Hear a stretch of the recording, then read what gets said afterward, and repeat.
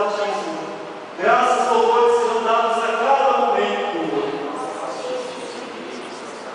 Graças e louvores sejam dados a cada momento. Graças e louvores sejam dados a cada momento. E agora eu baterá essa bênção final para vocês, podem apagar as velas.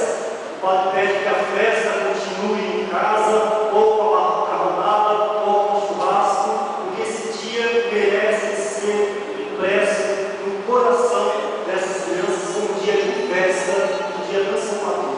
O Senhor esteja convosco.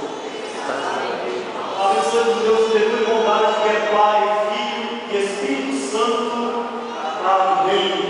O Padre permanece aqui, né? Se vocês quiserem tirar o